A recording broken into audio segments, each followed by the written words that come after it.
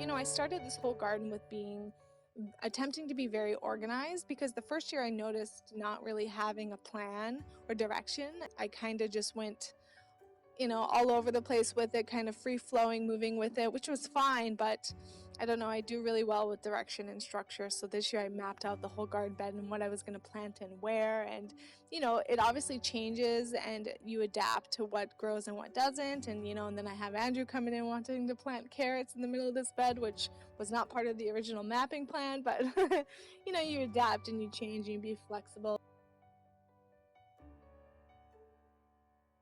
One thing about tomatoes I learned this year that I didn't know is that they really like to be planted deep, so I could have definitely planted them deeper, but I learned that fact afterward.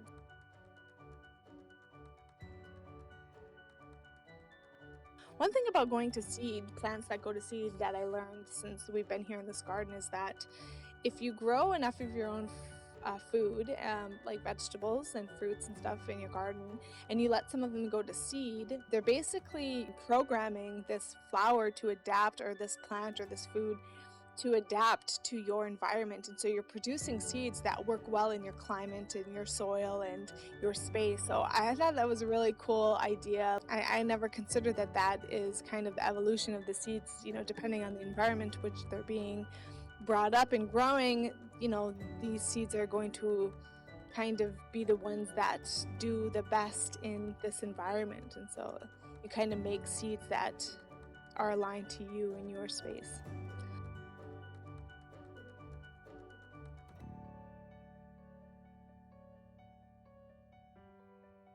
I didn't know how to harvest basil properly, so I kept cutting the leaves off in a way that it couldn't regrow.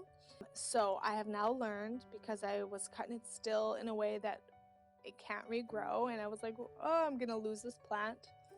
But I've now learned that you cut the top parts off just above where it's split from the main stem so that it can continue to grow there. A really interesting point about these, actually, when they first started coming up, I noticed that there's two plants that I planted, which you can see here. The one on the left seemed to grow stronger and taller quicker than the one on the right.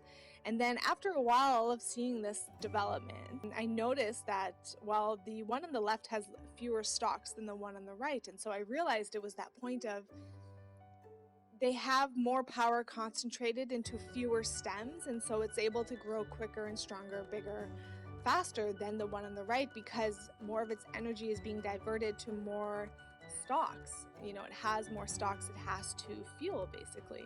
And so it was that point of doing a lot of little things versus doing a few things, and the process of that, or the development of that, if you do fewer things with more of your focus, it's going to develop quicker and stronger and faster.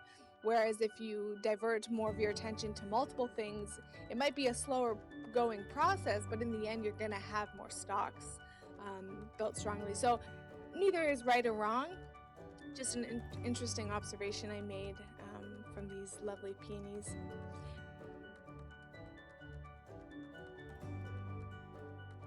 It's such a fulfilling thing to be able to go out to your yard and just pick something from the earth and eat it. It's just so great. Simple things, you know what I mean? It's one of our favorite places to be. It's so beautiful. It's so fun to watch the progress. It's definitely a lot of work, but we're in training here.